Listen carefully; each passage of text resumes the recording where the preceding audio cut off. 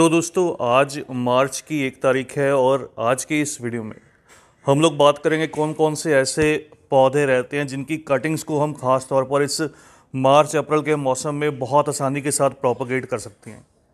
क्योंकि इस समय जो क्लाइमेट है वो मॉडरेट रहता है और इस मॉडरेट क्लाइमेट में कटिंग्स को प्रोपगेट करना बहुत आसान रहता है। कटिंग्स को प्रोपगेट करने के लिए सबसे ज़रूरी रहता है आपके पास कटिंग का अवेलेबल होना। दूसरा, उसके लिए एक जो और बात जानना बहुत ज़रूरी रहता है वो रहता है कि इसकी मिट्टी कैसी तैयार करें और कटिंग्स का जो साइज़ है वो कितना लेना चाहिए। तो आज सबसे पहले कटिंग्स के बताने के पहले आपको ये सब चीज़ें बताऊंगा, कौन सी मिट्टी किस तरह से रेडी करनी चाहिए। ये देखिए मेरी ये कुछ सदाबहार या विंका की कटिंग्स हैं जिनको मैंने कुछ दिन पहले प्रोपगेट किया था और ईज़िली ये जो कटिंग्स हैं ये ग्रो भी कर गई हैं। रिज़ल्ट आपके सामने है। कुछ एक दो जो कटिंग्स हैं वो फेल हो गई थी, लेकिन बाकी 3 जो कटिंग्स हैं वो बहुत अच्छे से ग्रोथ कर रही हैं। कटिंग्स को ग्रो करने के लिए जो एक बात और बहुत ज़्यादा इंपॉर्टेंट है वो है कटिंग्स की लंबाई या मोटाई। कितनी जो थिक कटिंग है वो आसानी से ग्रो कर जाएगी, कितनी लंबी कटिंग हमें लेनी चाहिए। तो ये देखिए, जैसे ये आप देख रहे हैं, ये पोर्चुलाकारिया अफ्रा की मैंने कटिंग्स जो हैं वो 2 कट की हैं। तो ये जो प्लांट रहता है ये सक्कुलेंट प्लांट रहता है और इसकी जो कटिंग्स हैं वो बड़ी या छोटी, मोटी या पतली, सभी तरह की जो कटिंग्स हैं वो इजीली ग्रो कर जाती हैं।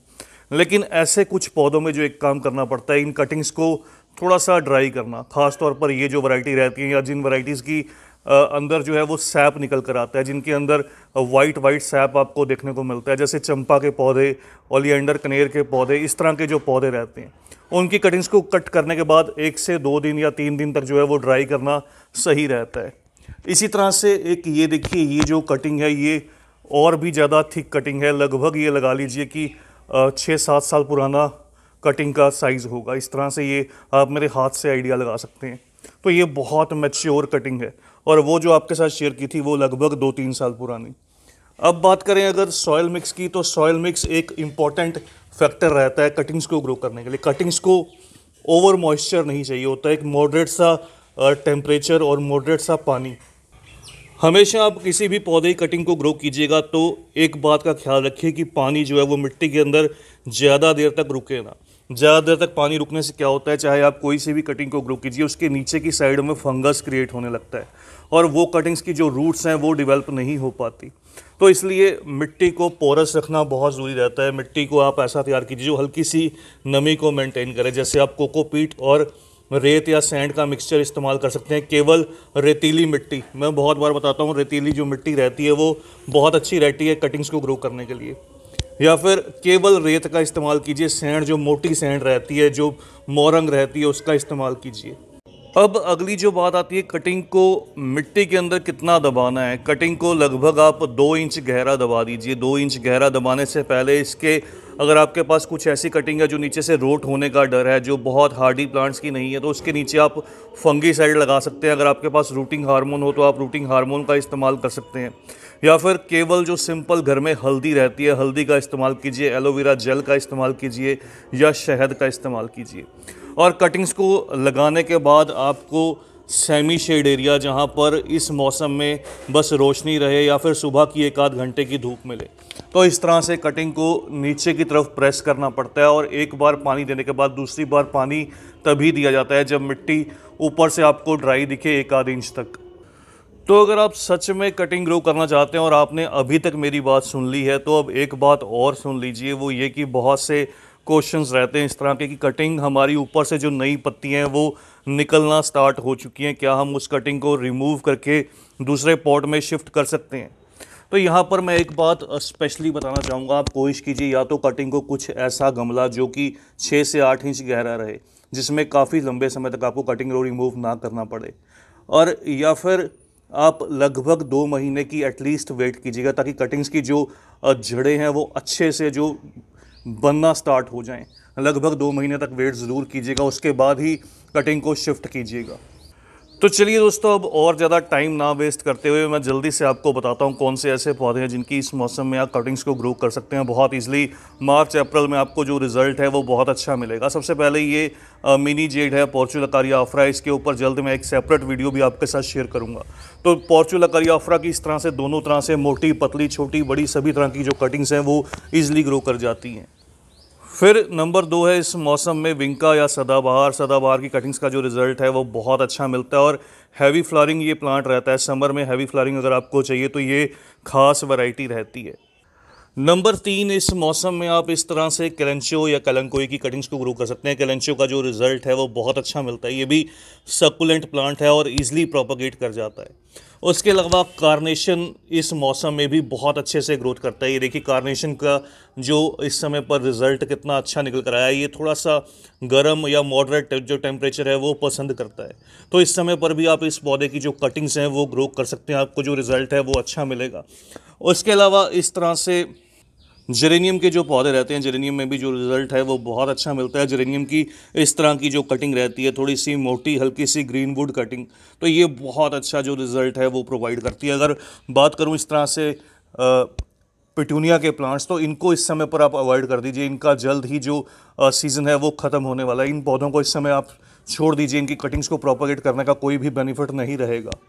अगला जो पौधा है दोस्तों इस मौसम में हाइब्रिड गुड़हल या हिबिस्कस का पौधा, इसके अलावा देसी हिबिस्कस, दोनों की इस समय पर आप जो प्रोपगेशन है वो बहुत आसानी के साथ कर सकते हैं। दोनों में जो रिज़ल्ट है वो बहुत अच्छा निकलता है। इनमें जो खास बात है, एक तो आपको हार्डवुड कटिंग, अगर आप हार्डवुड कटिंग ग्रो करते हैं थोड़ी सी जो थिक रहती है वो भी अच्छा रिजल्ट दे देती है। अगर आप इस तरह से सेमी हार्डवुड कटिंग को ग्रो करते हैं तो वो भी अच्छा रिजल्ट देती है। कोशिश कीजिएगा कि सॉफ्टवुड कटिंग को अवॉइड कीजिए। इन पौधों में सॉफ्टवुड कटिंग है वो इतना अच्छा रिजल्ट आपको नहीं देगी। अगले जो पौधे हैं दोस्तों ये मेरे ऑल टाइम फेवरेट हैं। ये फाइकस के पौधे हैं। फाइकस में बहुत सी वैरायटीज़ हैं और फाइकस को इस समय पर ग्रो करने का सबसे सही मौसम रहता है। फाइकस में भी आप थोड़ी सी कह सकता हूँ कि इमेच्योर कटिंग, जो थोड़ी पतली कटिंग रहती है, या फिर थोड़ी सेमी हार्डवुड टाइप कटिंग, दोनों को ग्रो कर सकते हैं। दोनों में जो रिज़ल्ट है वो बहुत अच्छा मिलता है। फाइकस की बहुत सी वैरायटीज़ अवेलेबल रहती हैं। तो इस तरह से ये जो आप देख रहे हैं इसको ट्रायंगुलरिस फाइकस बोलते हैं। तो इसका रिज़ल्ट बहुत अच्छा निकल कर आता है। उसके अलावा इस मौसम में ये देखिए, ये आपको वेरीगेटेड फाइकस, जिसको सफारी फाइकस बोलते हैं, इसके ऊपर भी आपको नई ग्रोथ नज़र आएगी। तो ये परफेक्ट टाइम है इन पौधों की कटिंग्स को ग्रो करना। इसके अलावा अगर बात करूँ तो मनी होट, ये मनी होट का प्लांट है। मनी होट बोलते हैं। इसकी खूबसूरती इसकी पत्तियों में रहती है। तो इसकी भी जो स्टेम्स रहती हैं थोड़ा सा मॉइस्चर होल्ड करती हैं और बहुत आसानी के साथ इनकी जो कटिंग्स हैं वो ग्रो कर जाती हैं। अगला ये पौधा देखिए, ये दुरंटा वेरीगेटेड है। ये वेरीगेटेड या गोल्डन दुरंटा आप कह सकते हैं। तो ये आपके गार्डन की खूबसूरती को एनहांस करता है, चार चांद लगा देता है। इसकी जो सेमी हार्डवुड कटिंग है या सॉफ्टवुड कटिंग, दोनों तरह की जो कटिंग्स हैं वो ईजिली ग्रो कर जाती हैं। फिर उसके बाद है इस तरह से देखिए song of India. Song of India भी बहुत हार्डी ड्रेसिना वैरायटी का पौधा रहता है। इस पर मेरी कंप्लीट वीडियोस जो है वो अवेलेबल है। मैं कोशिश करूंगा मैक्सिमम वीडियोस का जो लिंक है वो आपको डिस्क्रिप्शन में दे दूंगा, जहां से आप वो वीडियोस इजीली देख लीजिएगा। तो इनकी भी छोटी से बड़ी सभी तरह की जो कटिंग्स हैं बहुत ईजिली इस मौसम में ग्रो कर जाती है। आप इन कटिंग्स को ग्रो कीजिएगा और याद रहे नीचे की साइड में कटिंग कट करने के बाद, कटिंग को चाहे आप स्ट्रेट कट कीजिए चाहे आप 45 डिग्री एंगल पर कट कीजिए, लेकिन कट करने के बाद उसके नीचे रूटिंग हार्मोन या फिर फंगीसाइड लगा लीजिए तो रिज़ल्ट जो है वो बहुत अच्छा मिलेगा। उसके अलावा ये मौसम खास रहता है रबर प्लांट की कटिंग को ग्रो करने के लिए। रबर प्लांट भी फाइकस की एक वैरायटी रहती है और इसकी कटिंग में सैप निकल कर आता है। जैसे मैंने आपको बताया कि सैप वाली जो कटिंग्स रहती हैं उनको थोड़ा सा ड्राई करना पड़ता है। तो इनको कट करने के बाद एकदम से मिट्टी में मत दबाइएगा।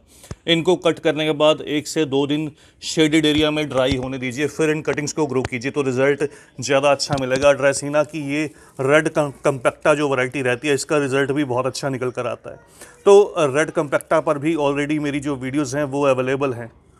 उसके अलावा जो मेरे दोस्त क्रोटॉन के पौधों के शौकीन हैं तो क्रोटॉन का भी ये ग्रोइंग सीज़न है। ये देखिए यहाँ पर आपको कितनी हेल्दी सी जो शूट्स हैं वो निकलती हुई दिखाई देंगी। तो क्रोटॉन के पौधों की भी इस समय पर आप प्रोपगेशन कर सकते हैं। क्रोटॉन में जो कह सकता हूँ कि सेमी हार्डवुड कटिंग, बहुत ज़्यादा सॉफ्टवुड या हार्डवुड कटिंग मत लीजिएगा। सेमी हार्डवुड जो कटिंग रहती है वो ईजिली ग्रो कर जाती है, उसका रिज़ल्ट आपको बहुत अच्छा मिलेगा। अगर आप कड़ी लीफ या कड़ी पत्ते के पौधे को घर में ग्रो करना चाहते हैं तो ये मौसम इसकी ग्रोथ के लिए भी खास रहता है। ये देखिए इस मौसम में इसकी जो नई शूट्स हैं वो निकलना स्टार्ट हुई हैं और जल्द ही मैं आपके साथ किस तरह से कड़ी पत्ते को घना या बुशी बनाना चाहिए इसके ऊपर एक कंप्लीट वीडियो शेयर भी करने वाला हूँ। उस वीडियो का इंतज़ार कीजिएगा। विद अपडेट आपको वो वीडियो मिलेगी मेरे चैनल पर ही। तो इस तरह से कड़ी लीफ प्लांट, कड़ी पत्ता, मीठा नीम, इसकी जो कटिंग्स हैं इस मौसम में अच्छे से ग्रो कर जाती है। इनको ज़रूर ग्रो कीजिएगा। इसके अलावा कोलियस तो एक ऐसा पौधा रहता है जिसको हर समय पर ग्रो किया जाता है, लेकिन बहुत ज़्यादा सर्दी या बहुत ज़्यादा गर्मी का मौसम छोड़कर। तो कोलियस को भी आप इस समय पर प्रोपगेट कर सकते हैं। कोलियस पर भी मेरी जो वीडियोज़ हैं वो ऑलरेडी अवेलेबल हैं। साल भर फूल देने वाले किसी एक पौधे को अगर आप अपने गार्डन में ग्रो करना चाहते हैं तो ये बोगनविलिया का पौधा बहुत ही खास रहता है। बोगनविलिया का भी पौधे पर किस तरह से कटिंग्स को ग्रो करना है, मैंने एक रिजल्ट अपडेट के साथ जो वीडियो है वो शेयर भी किया था। तो उस वीडियो का भी जो लिंक है वो आपको डिस्क्रिप्शन में दे दूंगा, वहाँ से आप वो वीडियो ज़रूर देखिएगा। इसके अलावा इस मौसम में दोस्तों चंपा की कटिंग्स को आप ग्रो कर सकते हैं। चंपा का हालांकि जो विंटर सीजन था वो रेस्ट या डोरमेंसी का समय था, लेकिन चंपा की कटिंग को इस मौसम में ग्रो करना सही रहता है। ऑलरेडी मैंने इसकी जो कटिंग है वो प्लेस कर दी है। जैसे ही उसका अपडेट मिलेगा फिर आपके साथ एक चंपा की जो कंप्लीट वीडियो है वो शेयर भी करूँगा। ऑलरेडी मेरे चैनल पर चंपा की जो वीडियो है वो अपडेट के साथ अवेलेबल है, तो उस वीडियो को भी आप देख लीजिए। इसकी जो कटिंग है वो थोड़ी सी थिक कटिंग, इस तरह की जो थिक कटिंग है वो बहुत अच्छा और बहुत जल्द रिजल्ट देती है। इनको थोड़ा ड्राई करके लगाना पड़ता है और पानी बहुत कम चाहिए होता है। इसके अलावा इस मौसम में अडेनियम का जो रिज़ल्ट है वो बहुत अच्छा मिलता है। आप अडेनियम की कटिंग्स को ग्रो कर सकते हैं। ये देखिए यहाँ पर मैंने अडेनियम की जो कटिंग्स हैं वो ड्राई होने के लिए भी रखी थी। तो इस तरह से अडेनियम की जो कटिंग्स है इस मौसम में ईज़िली ग्रो कर जाती हैं। ऐसे ही दोस्तों और भी बहुत से छोटे बड़े पौधे हैं, सभी को एक वीडियो में कवर कर पाना थोड़ा सा मुश्किल रहता है। और गुलाब की अगर बात करूं तो इंग्लिश रोज़ को आप छोड़ दीजिएगा। ये देखिए मेरे इंग्लिश रोज़ पर हालांकि जो साइज़ और कलर है वो कितने अच्छे से इस मौसम में निकल कर आ रहे हैं। तो अगर आप चाहें तो इस मौसम में देसी गुलाब, इस तरह से जो देसी वैरायटी रहती है जिसको इंडियन नेटिव वैरायटी बोलते हैं, यहाँ पर मैं आपको इसका जो फ्लावर है वो भी दिखाता हूँ। ये देखिए इस तरह से, तो इस रेडिश कलर को या पिंक कलर को आप ग्रो कीजिए, आपको जो रिज़ल्ट है वो बहुत अच्छा मिलेगा। ऑलरेडी गुलाब के ऊपर मेरी जो वीडियो है वो कटिंग अपडेट के साथ अवेलेबल है। तो बस दोस्तों आज की इस वीडियो में इतना ही। जल्द ही इस वीडियो का जो पार्ट 2 है वो आपके साथ शेयर करूंगा। उसके अंदर और भी ऐसे बहुत खूबसूरत से पौधे जो हैं वो शेयर करूंगा और कोशिश करूंगा कुछ पौधे तब तक मेरे जो हैं वो ग्रो कर जाएं और उनका जो मैं रिज़ल्ट अपडेट है वो शेयर भी कर पाऊँ।